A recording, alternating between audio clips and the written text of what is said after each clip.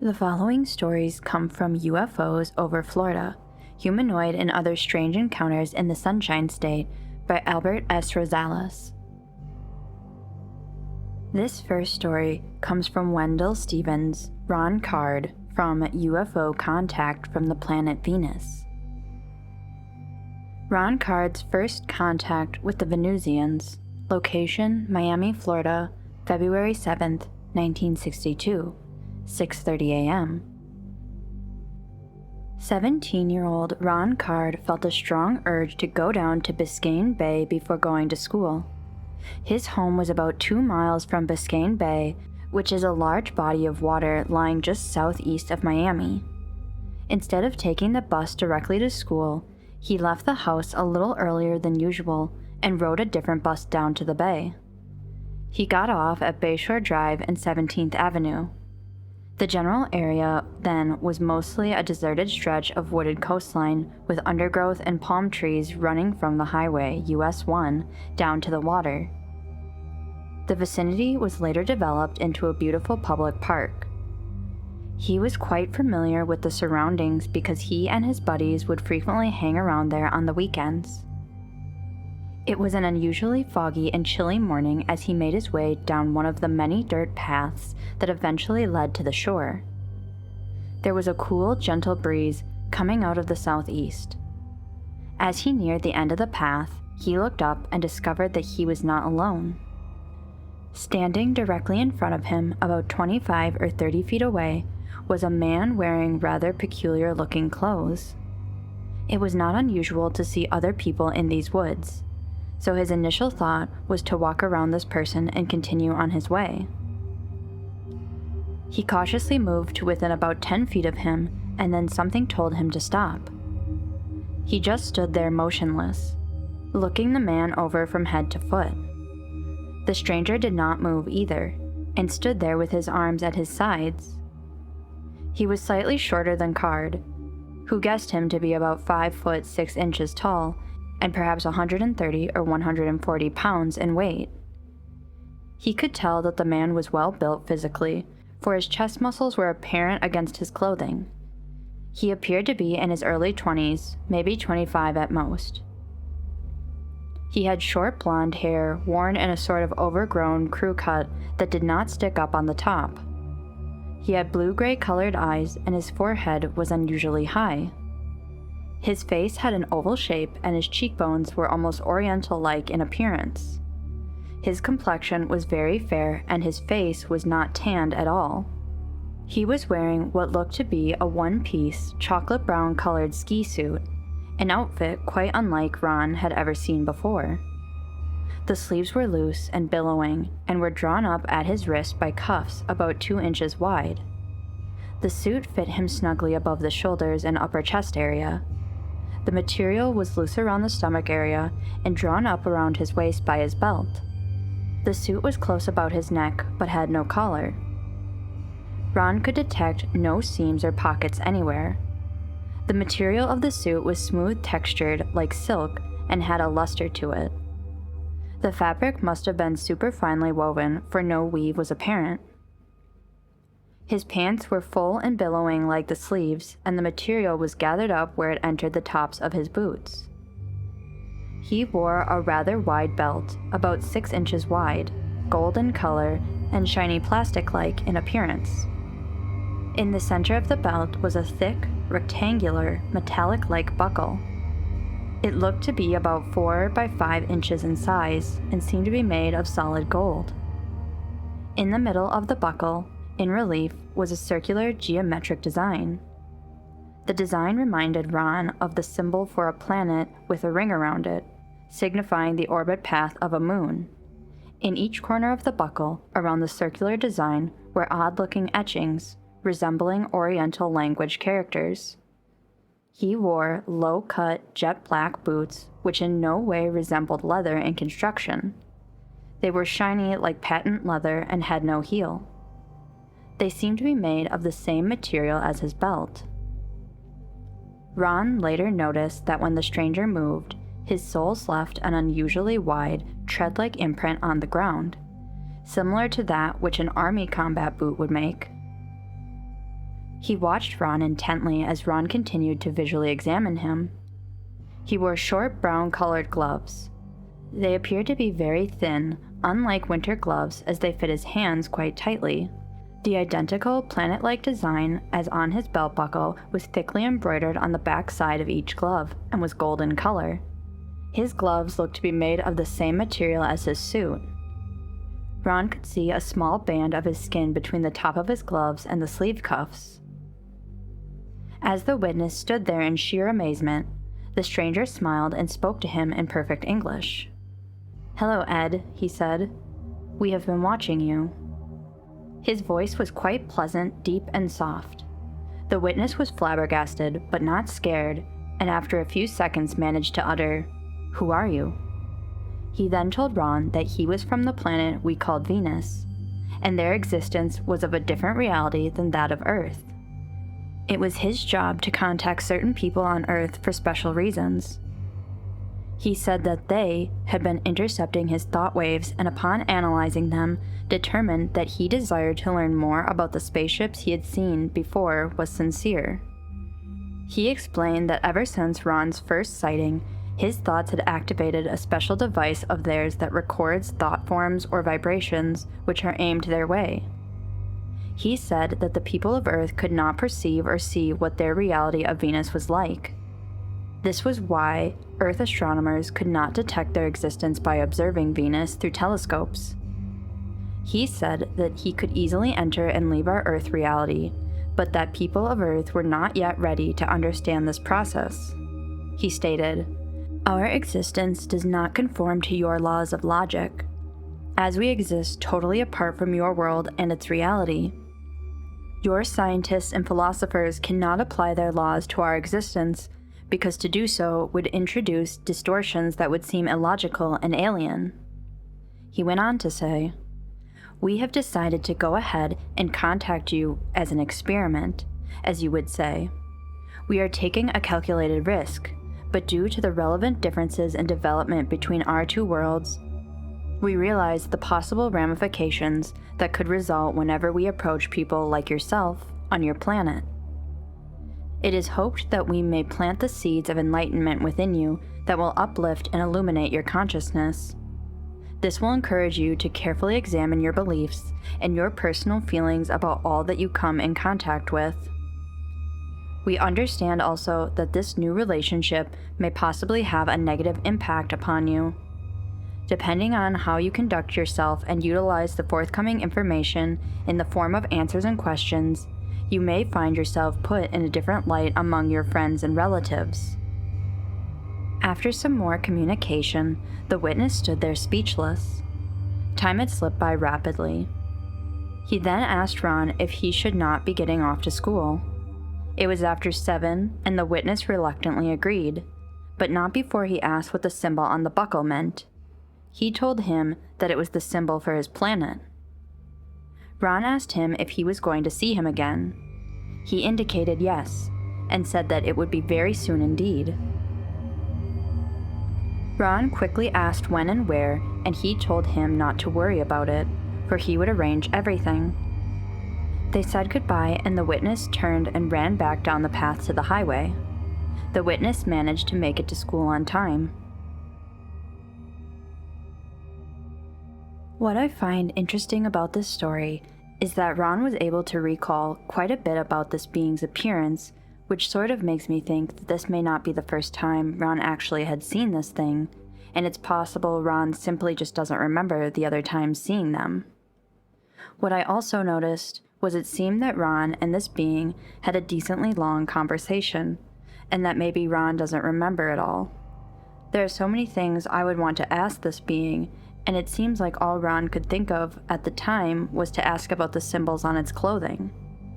I also happen to suspect Ron had a small amount of missing time here, just with how this story was worded.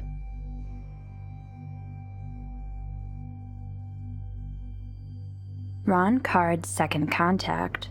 Miami, Florida, February 9th, 1962, during the morning.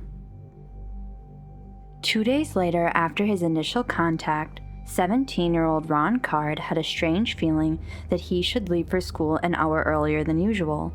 He thought to himself, "Maybe I will be lucky and see him somewhere. Boy, that would be just great." He was sitting on the beach at the bus stop near his house when the Venusian alien appeared. Ron was totally shocked. The alien pulled up to the curb right in front of Ron, sitting behind the wheel of a brand new, shiny red Corvette Stingray convertible. His mouth dropped. "Hello, Ed," said the alien. "How about a ride to school?" Needless to say, Ron managed to utter hi and jumped into the seat beside him as fast as he could. This time, he was dressed in a down-to-earth, dark green sports suit and tie. The tires squealed as they zoomed down the road. With a smile on his face, he made a comment about how slow this thing was. "You have some questions for me," he said. Ron replied that he did and asked him just how he knew that. He said, "Remember, we have been monitoring your thoughts and actions. When we want, we can actually see what you are looking at and hear everything you are listening to, as well as listen to your thoughts." Ron could hardly describe the feeling he had by being in the presence of a man from another world. In a few minutes, they approached his school. He suggested that they park in the corner of the school parking lot, so they would not be interrupted while he asked his questions. Following are some of the questions Ron had ready for him that morning and his subsequent answers. "What is your name?" "I really do not have a name. Where I come from, names are meaningless. However, we all have our own unique identity. I told you that I come from Venus. That is the Earth name for my present home planet. We do not call it Venus, for such a name is also meaningless. I will, for your convenience, refer to my planet as Venus and its people as Venusians.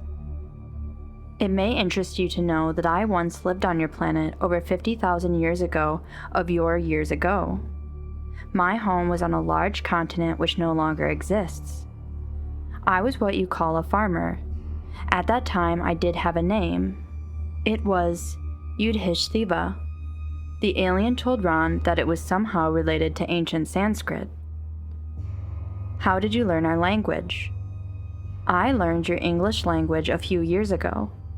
It was accomplished by using what you call a machine or computer, and it only took a few minutes. I can, if I wish, learn any Earth language in this way." "Are any other planets in our solar system inhabited?" "Yes. There are presently 12 planets in our solar system.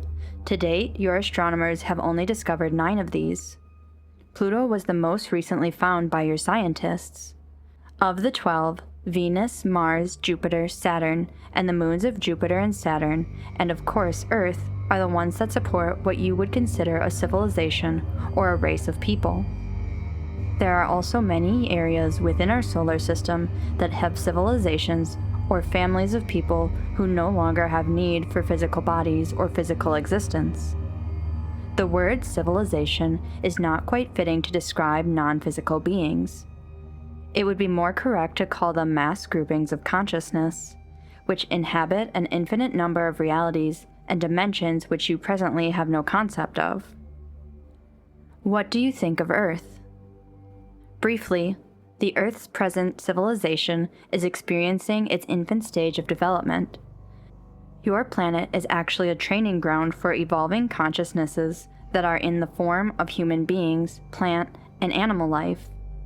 Your civilization is but one of many that has existed in the past, as you understand the past. In short, Earth civilizations have come and perished through their own ignorance and misuse of knowledge and energy. In general, the people of your planet have allowed to manifest many inharmonious conditions such as murder, war, pollution, and manufacturing of weapons of death, and destruction, to name just a few. We Venusians, as well as people of other planets, have been constantly trying to assist Earth people in overcoming the necessary obstacles to peace and unity. All people and planets throughout the infinite universe, as far as we have discovered, are evolving and progressing at different levels of expression and development. Your Earth is by no means the least developed planet, but merely the least developed in our particular solar system. You might like to know that we have a recorded history of Earth dating back about 80 million of your years. Our forefathers watched your planet develop billions of years ago, and their forefathers knew of a time when this entire solar system did not even exist. Yet they traveled this very same space we occupy today. Is there a God somewhere? Do you believe in him? That is another question that cannot be easily answered in terms that you can quickly understand. Most of your population's conception of God is extremely limited and much confused. At this point, for the sake of conversation, I will refer to God as an infinite creative energy force. What happens to me when I die? Again, this is a question that warrants a great deal of explanation. Briefly for now, I will say that there is no such thing as death. It does not exist.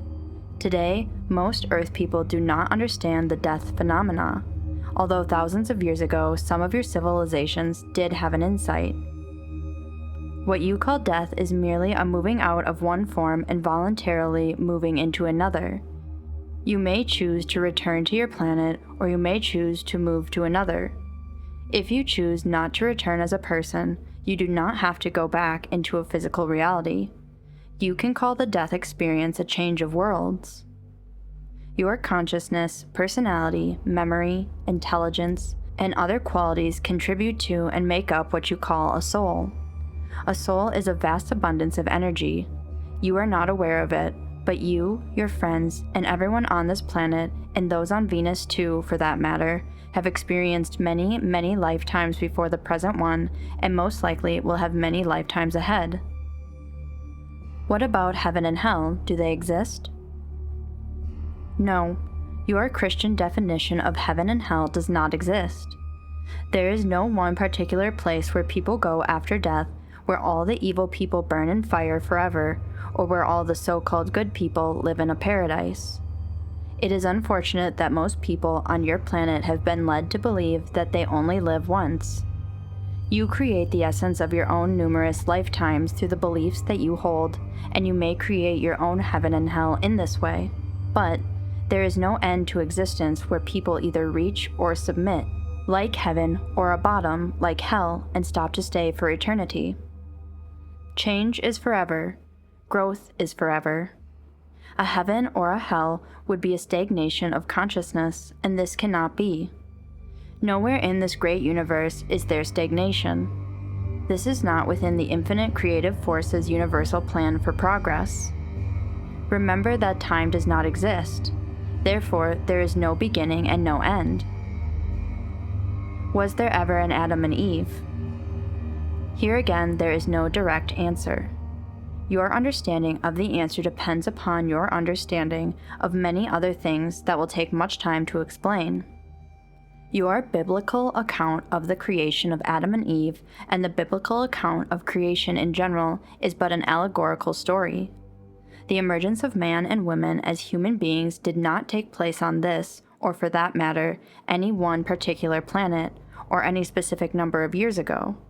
You will have to take into consideration that the biblical book of Genesis, as well as other ancient holy writ, were written to appeal to the limited level of understanding of the people who lived in that particular era of your Earth's history. Do you think that the people of that day could begin to understand many of the things you know today? Where is your spaceship? It is nearby, but you or anyone else would be unable to see it. Sometimes when I visit Earth, I bring a crew member or two along, and other times I come alone. It all depends upon my particular mission at the time. If necessary, I can control the function of the ship remotely by my thoughts from any location that I might be at. As they sat talking in the parking lot, the school bell rang out. Time had run out much too soon. Ron's friend told him that they would have many more meetings together, and not to worry about ever seeing him again. He also told him that he would try to answer some questions in more detail when time permitted. Again they said goodbye, and Ron was off to school.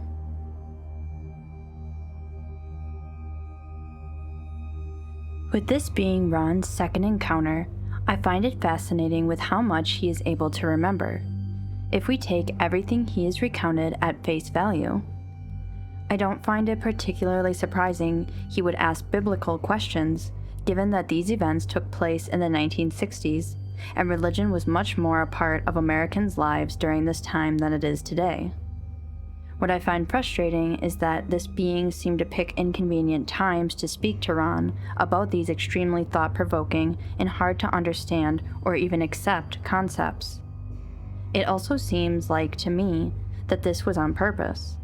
If I had to guess, maybe talking too much at one time would just be too overwhelming for a human. I'm not sure.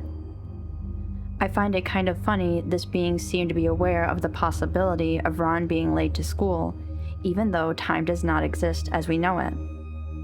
I think everything this being allegedly said was extremely thought-provoking and something us humans need to really think about, especially when it comes to all the negativity we put out into this world. I wonder how we can achieve a more positive and united Earth.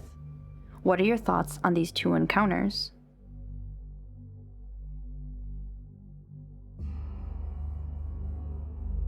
Thank you for watching my video. If you enjoyed it, please give it a thumbs up as it really does help my channel out. I hope you all had a great holiday and Happy New Year's. Don't forget to comment, subscribe, and hit the notification bell to keep up with all the videos I post.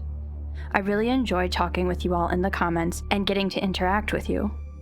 As always, if you have a paranormal story to share, you can send it in the comments, post it on my subreddit r/ihaveaspookystory, or send it to my Gmail, pinkpossiblystories@gmail.com. Thanks again. Good night, sleep tight, and don't let the shadows bite.